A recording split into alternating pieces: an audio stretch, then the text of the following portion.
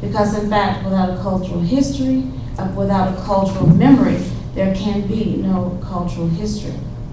We all know that Native people or First Nation people lived and thrived in this nation called America long before any Europeans arrived. I want to briefly share with you an anecdote that Dr. Ziegler and I were talking about earlier, that the first Bible printed in the United States was not printed in English. In fact, it was printed in the Algonquin language in 1663. Almost 100 years actually before the first Bible was printed in English in the United States. And it was used as a tool to, the missionaries used it as a tool to convert the Algonquin people to Christianity. And as time went on though, all of the oral speakers of the Algonquin people were dying. And at some point, there were no living people who could really speak the Algonquin language. And I share that story with you to just sort of think, because I can see the expressions on your face when I say that. So people became reduced to the point that they couldn't communicate with each other in what was their first native language. They could only communicate in English. And there's a powerful story about a woman who, in a dream, she hears Algonquin elders singing to her and speaking to her. And she's like, I don't know this language. I don't know how to speak this language, but I know this is something I'm supposed to know.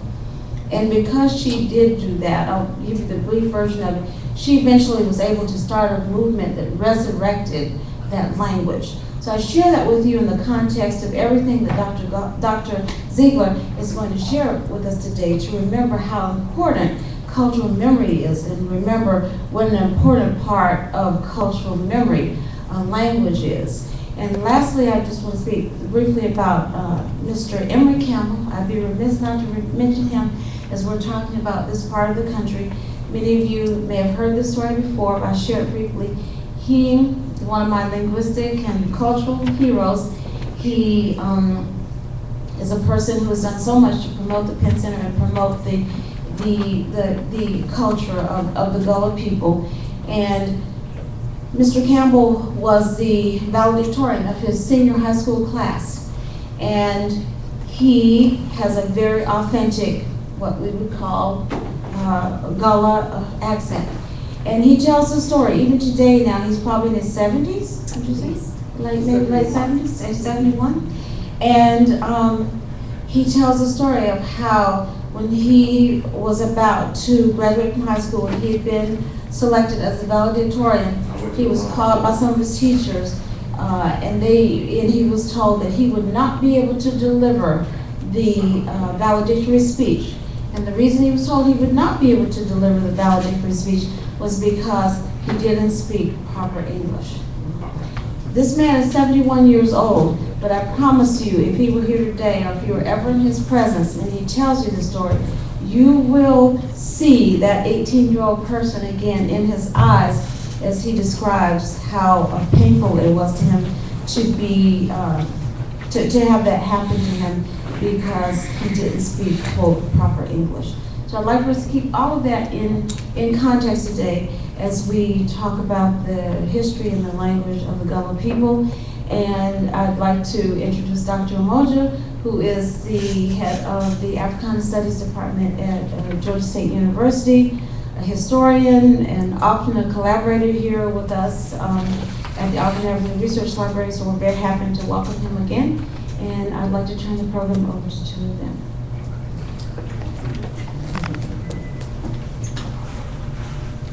How honor for do? Wonderful. How honor for do? I'm doing well. Peace and blessings. You been for do good.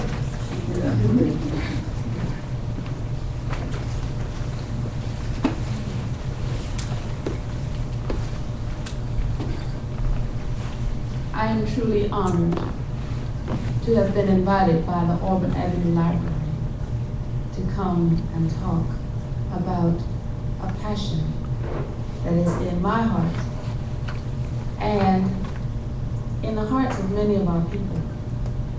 one of the things that we sometimes don't realize is that when we talk to our mothers, we talk mama talk. We don't talk business talk. And even though mama might say, don't come in here talking like that, she wants you to talk to her the way you should talk to her. Language and family are very, very important. They are the roots to our lives. They are that which keep us connected. And so when we talk about the heart of the language, we really are also talking about the language of the heart. We can have multiple languages, but we've got one heart. So when we consider the Gullah Bible and what it is doing for the New Testament within our Gullah Geechee communities, we're also looking at what it is that our families use to connect to each other, to our heritage, and to where we should be, as well as where we have come from. So, when we look at the language of the African American community, the Gullah language, it's called Gullah, it's Geechee, it's Sea Island Creole. All of those references, they are all the language of the heart. So when you're hanging with your friends and your family, you talk with the heart language. However, when you go out into the street, away from the community, you talk with your professional language. One of the things, and that's the outsider talk. So when you're a Benya, you can talk Gullah, you can talk Geechee, you can use whatever Creole you were born with, because that is your right. Nelson Mandela, you know the man. If you talk to a man in a language he understands, that goes to his head. If you talk to him in his language, that goes to his heart. Nelson Mandela, a man always out there for his people. And when we apply this to our people here in America, we realize that what Nelson Mandela had to go through and is still going through in Africa, because their tribal languages are being pushed to the side, and they are being told they must learn English, they must learn Afrikaans, not realizing that Afrikaans is a Creole that was developed because they needed a means to communicate in that area, which was not theirs. They colonized it. And so if you visit the tribal groups in South Africa, you hear different languages. But as soon as they see you, they immediately speak in English. Because they know that's the lingua franca. That's the outsider language. They, unfortunately, are being pushed back because they do not have the language of their community being honored. And that is exactly what has happened with African Americans and has happened with our culture. Lorenzo Dow Turner, his father was a preacher.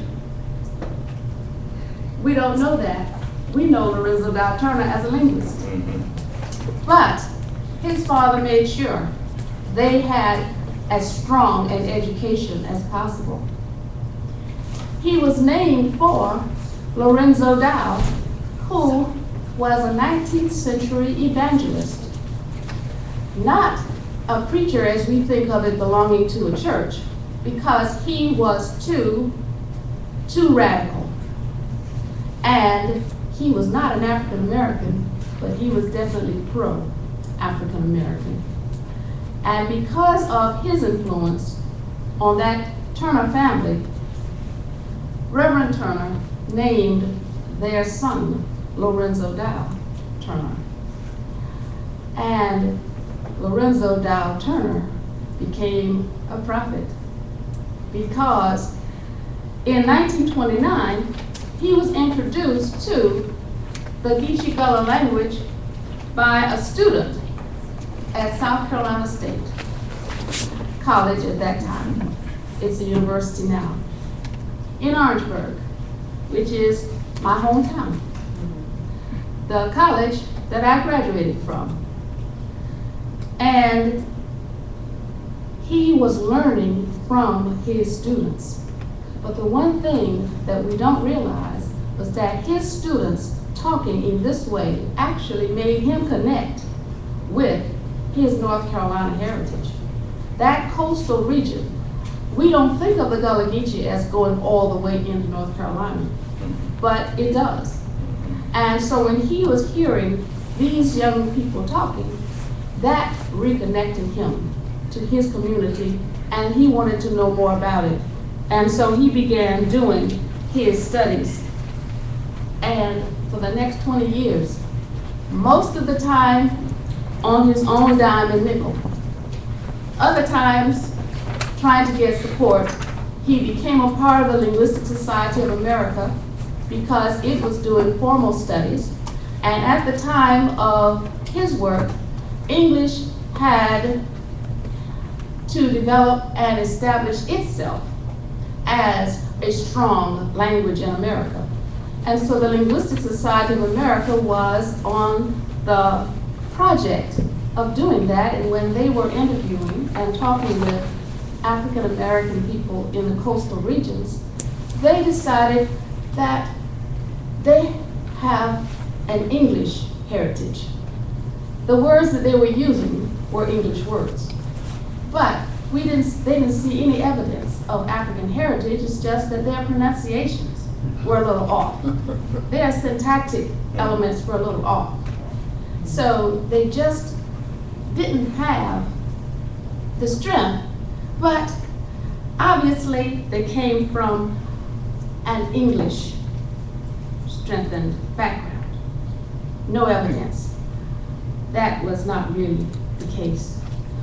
What happened during the Linguistic Society's interviewing with the people, and you know exactly what happens when a stranger comes to your house. You talk to them not like an insider. You talk to them like an outsider. So when they were interviewing the Gullah Geechee Creole people, they were talking to them in the way that they would talk to an outsider. They were using, to the best of their ability, the lingua franca. They were not talking to them using their insider language, because you don't talk to others using language that you don't want them to understand, because you don't want them in your business. And African Americans were very strong about keeping what was theirs inside, and that was not an unusual element, because that was a part of their strength and a part of the heritage from the communities from which they developed.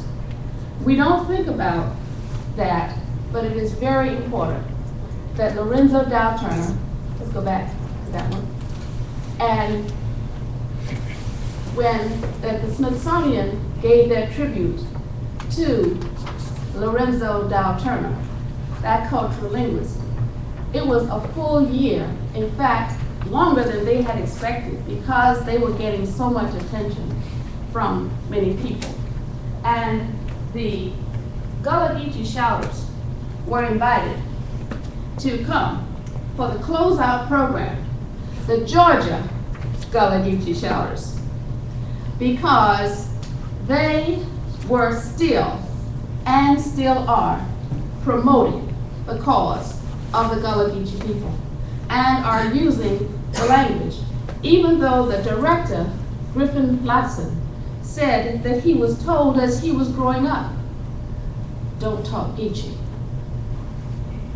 But he went away, and while he was away up north, he realized the importance of his home down south, and he came back to Georgia and formulated people who were still connected and didn't mind being identified with their Geechee heritage. And fortunately, because I had been doing some Sapelo Island work with my students, and I wanted them to have the shout experience, one of my students said, "Oh, my dad is from that region. He could probably call somebody." He did. The body he called was Griffin Lotson. So Griffin Lotson and I met. We had a conversation. He said, "Yes, we'll have the shout experience. I wanted my students to understand what those shout components were, the shouting. What does it mean to shout? Looks like dancing? Yes, it is. Dancing, ain't nothing wrong with it. It's a good thing. And ask the physiologists now and they'll tell you that, that it is. So, fortunately, Griffin Lotson invited me to present with them, and so I was invited as a special delegate to the Smithsonian.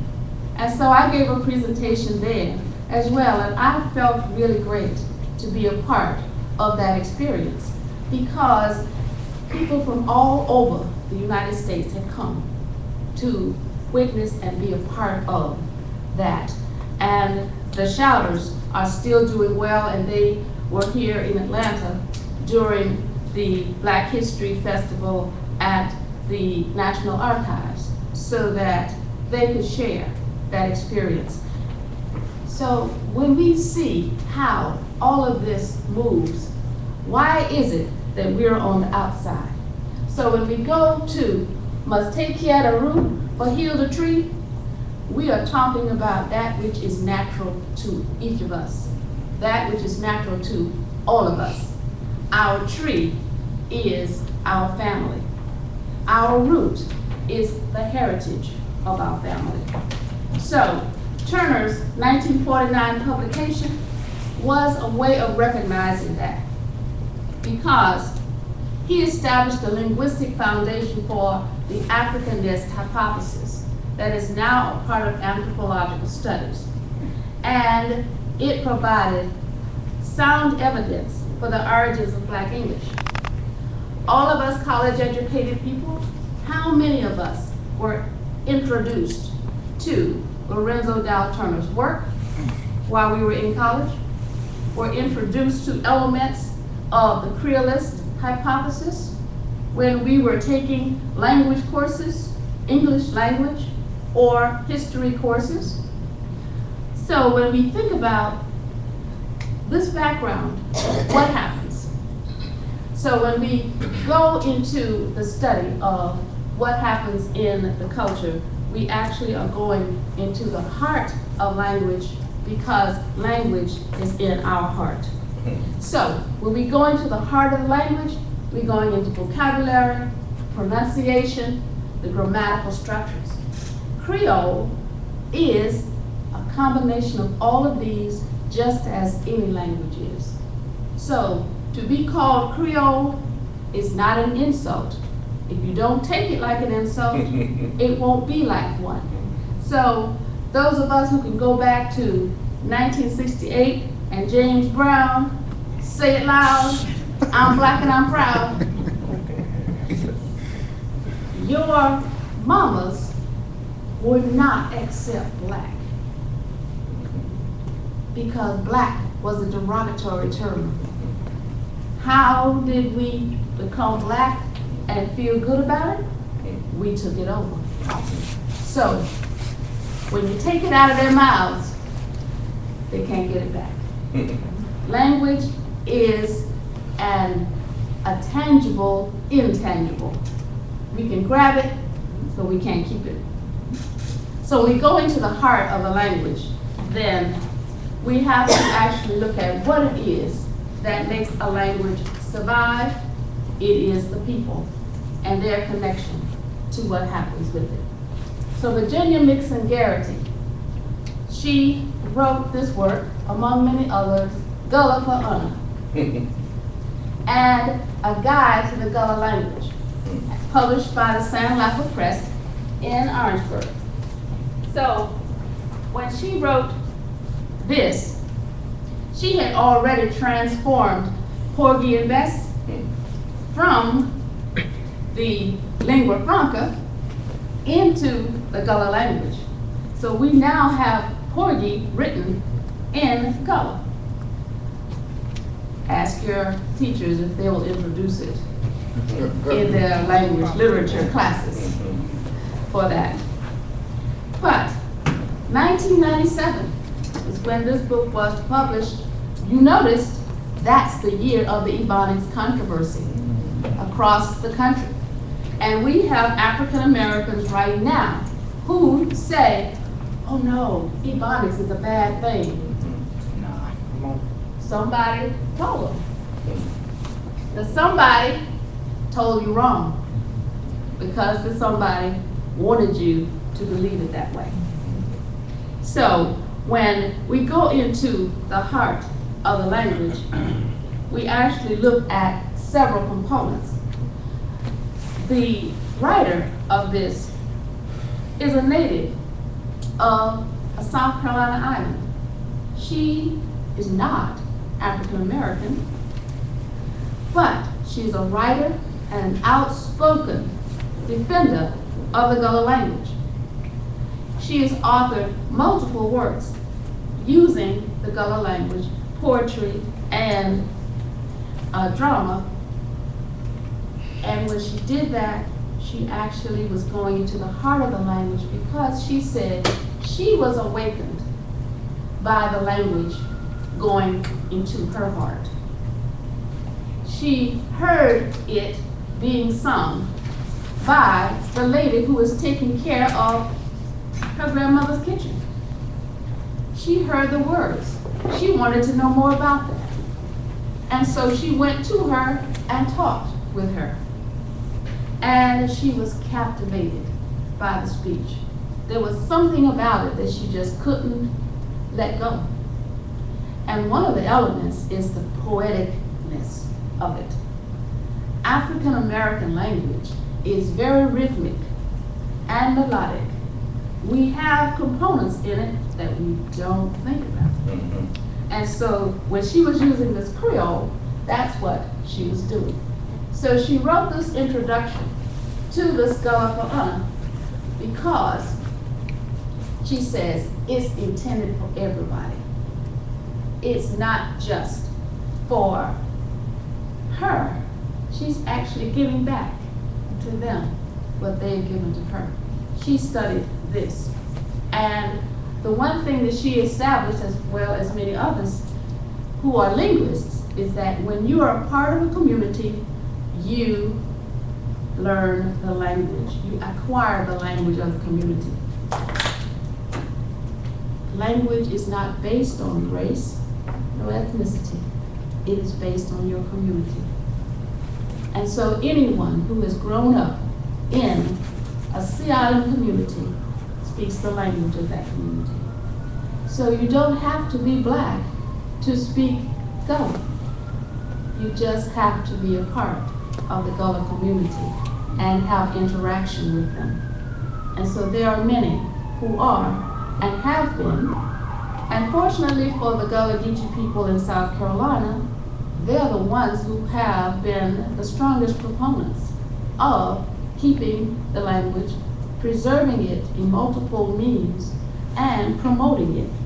So they are looking at how it is that we do what we do as we do it, but it is language that keeps our heritage going. So as we move into the next component, you will see here, Gullah is a legitimate Creole language and one that should be preserved as a significant part of our American heritage. You notice she says American heritage. She doesn't say African American heritage or African heritage, but American heritage, because one of the elements that we do not realize is how much influence African American people have on America. How the Africans who came in were not the poor, thrown on the side of the street people.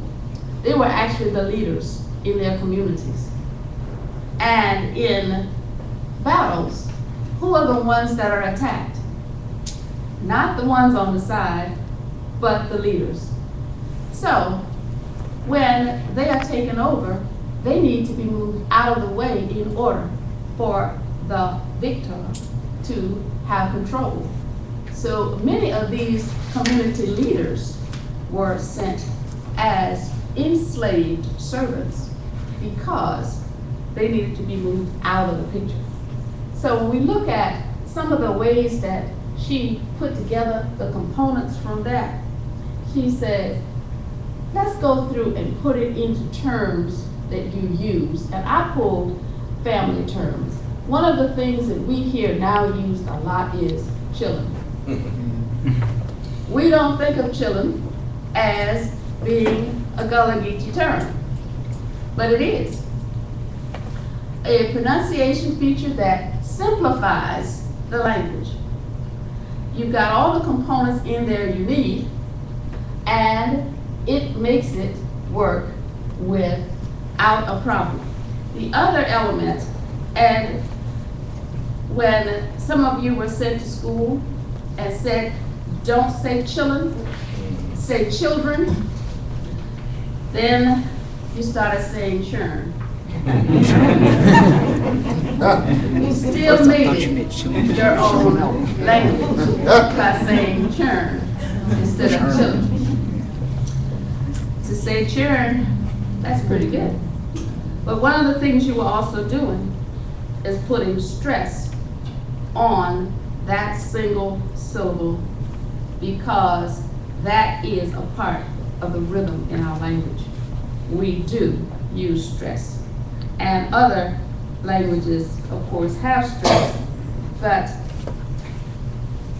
we, from our West African languages, have terms that put us into the vowel importance at the end and the vowel stress in the middle.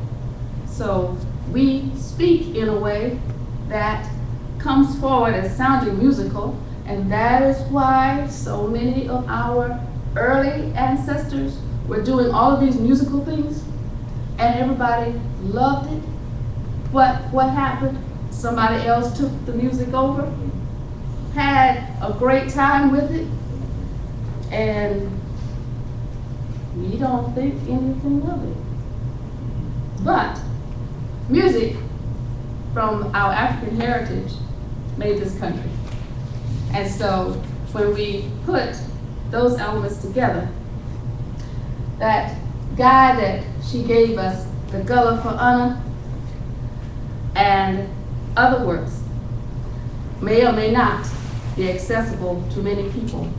But what she was doing was giving the kind of guide that everyone references.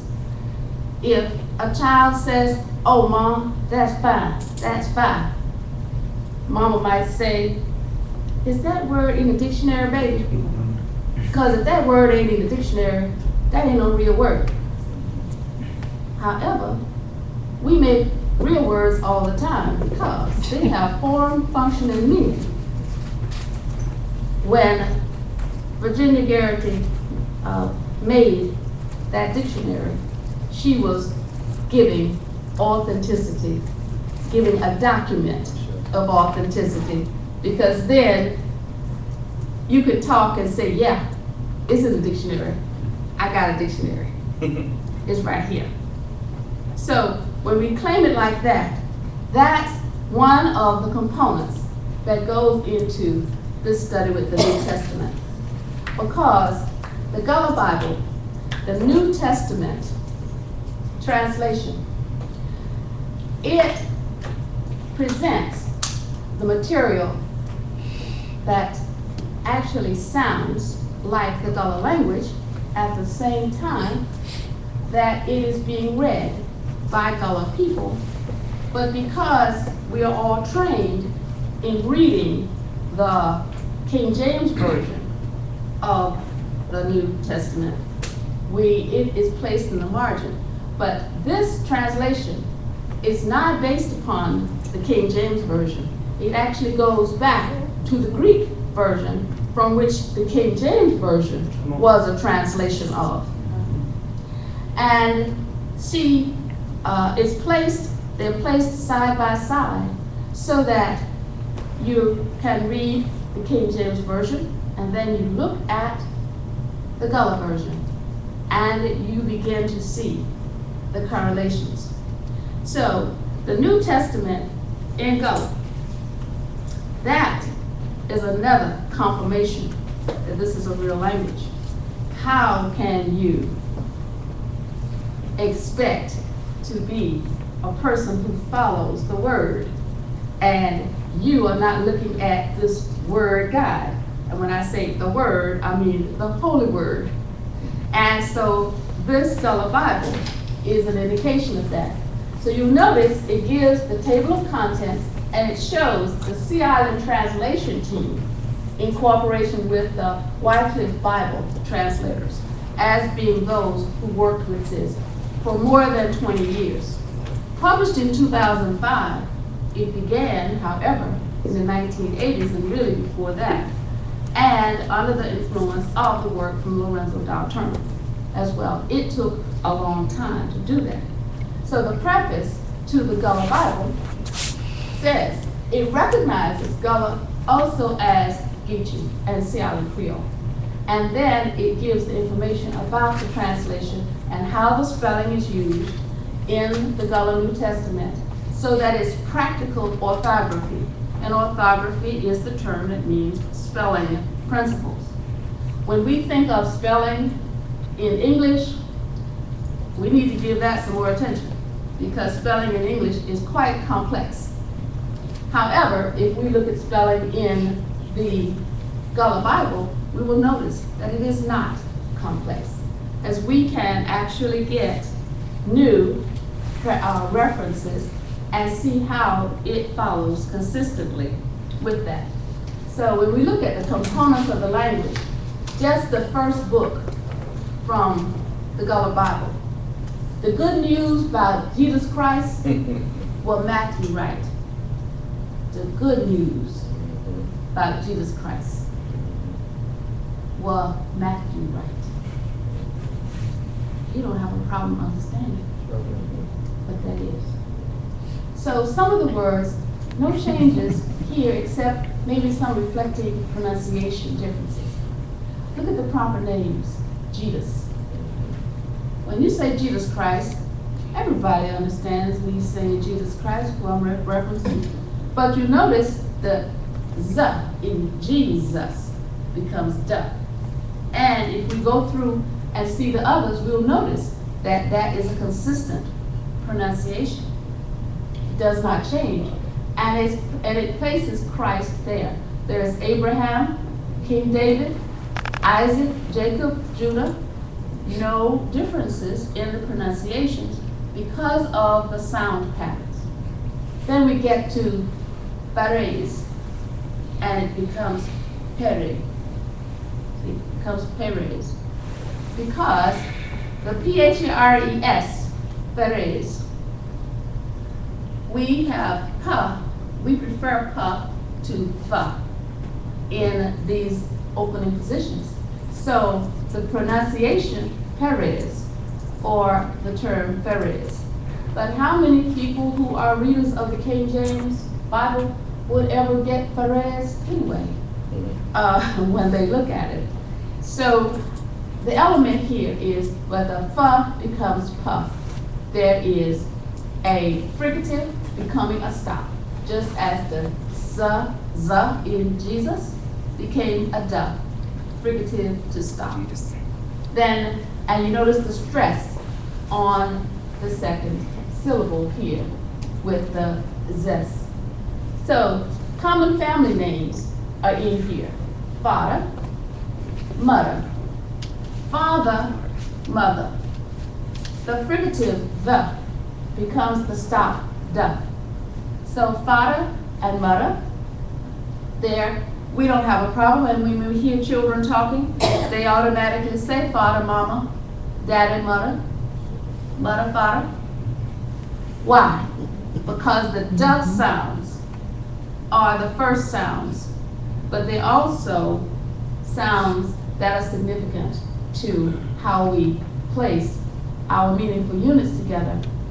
And that is one of the reasons that it had been labeled baby talk, not because there was baby, but it's because babies actually are acquiring the language from their parents.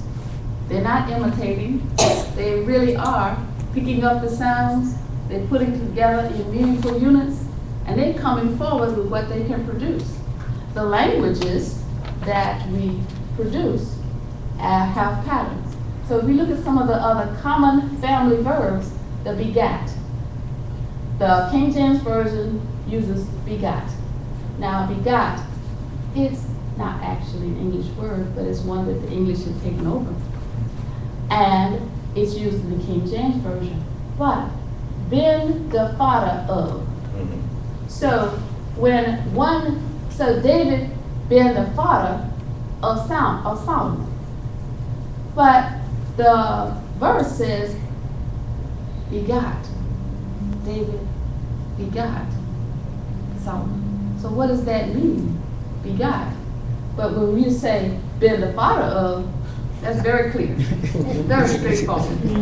And so as you go forward, the been the father of, been the mother of, all the way through, no problems. You understand exactly what the story is. So when we move forward with this, you can see some common features. So English, standardized, it's the head word. It's the language of the head. You go to school, you learn it, you use it, and it becomes a powerful weapon. So think of it as a weapon, because yes, it's not just a tool, it's not just an instrument, but it's a weapon. And English is a word-ordered language, yes. It relies on word relationships, yes. Creole is a word-ordered language. It relies on word relationships. However, Creoles reduce or regularize and simplify, whereas English, standardized, tends not to do that. And so our example in Jesus Christ becomes Jesus Christ, and so in every instance, over and over again, we see that pattern. So the book of the generation of Jesus Christ, the son of David, the son of Abraham, in the English becomes, this shall the people where they write down, say ben ken to Jesus Christ, from way back to Abraham time. Jesus come out from King David family, and King David come out from Abraham family. He didn't have a problem understanding that. More words, yes, but straight to the point. Never the book of the generation, so it's giving the generation, rather than just saying generation and you have to figure out what is generation. Well, it's giving the generation. So when we go to how was this done? It was done by them actually studying the works that Lorenzo Dow Turner had already put together. It was also done by listening and recording the Sea Island community descendants who were residents, the Benyas, talking about the Bible studies in sermons, in the Sunday school classes, and in other revival times. They were having and recording conversations with community residents. And these people were residents who identified themselves as Gullah or Geechee. And then they themselves were practicing, articulating the language so that they could hear the sounds and make the translations. So when we talk about what was being done, it's how it's done. And you'll notice the authenticity has to come from the people. It can't be created or invented by anyone else. And also it takes a lot of time to get this done because they want to be true to the people and they want to be true to the cause for what they're doing. So as we go to the version here from John, out of wine, under the branch down. This is positive self-identity in the Bible. John's words. He is saying, this is who is speaking? Jesus. He's the one. Who are you? Under the branch then. You're the ones that come from, produce it. Who some of us stayed John to me all the time? Equine be a heap of fruit for me, Father. If you stay joined to Jesus Christ, you become the fruit of the Father of Jesus Christ. So you notice that these words are very, very positive in their identification of the people using the language. We understand that Christianity had been used as a means to place individuals in domicile, to say that you are to give credence to the master. And so many of the owners were master, and anytime they went to the Bible, they would pull just a little segment that says master. You must give honor to the master. They did not pull the part before that that said who the master really is. So we often hear stories told, but we don't always hear the whole story. That is, what came before, what comes as a result, and then what it all means. So the Gullah Geechee language is the heart language. Why is it done? To verify the Gullah Geechee as a Creole language. Creoles are legitimate languages. They are all through the Caribbean. It is a development from language contact. And all languages, and even English, have been considered to have Creole origins. The Bible is the revered source of human practice for self-identity. That's another reason why it's done. If the Bible can be written in the way we talk, then the way we talk is really a language. Another reason for why it's done, looking beyond the King James Version to the earliest version for a translatable text brings the positive self-identity intended for the followers of the Word. So when we look at the Gullah Geechee Bible, we're going from the heart of the language to the language of our heart. And you'll notice this little passage through time, 50s, 60s, 70s, 1949, Turner's Africanisms in the Gullah dialect. 1953, James Baldwin's Go Tell It on the Mountain, written while he was abroad in France, telling about his community and putting forward a positive image that we don't think about, but his work does that. One of the earliest works that was doing that when it was not a good thing for black folks to write using black talk. 68, James Brown, Say It Loud, I'm Black and I'm Proud, putting a positively assertive word on the street for all Americans. 76 to 79, the Martin Luther King School versus the Ann Arbor Board of Education lawsuit. James Baldwin testified there, wrote this piece that he published, if black English is not a language, then tell me what is. The children in that family won that lawsuit. The teachers had to go and be taught black English so they would not use it against their students, so they would understand how it was. The 1990s, African American terminology now, Ebonics arises. The Gullah for Una, printed 1997. The Ebony Phonics, the real Ebonics debate, comes up. So it does not go to court. It doesn't have to. Everybody feels like what the folks say must be right. They're wrong. So when we look at the Gullah Geechee language, we're looking at the heart language. if you talk to a Geechee Gullah man in a language he understands, that goes to his heart. If you talk to that Geechee Gullah man in his language, that message goes to his head. The Gullah Bible sends a heavenly spiritual message to the heart of the African American. Thank you.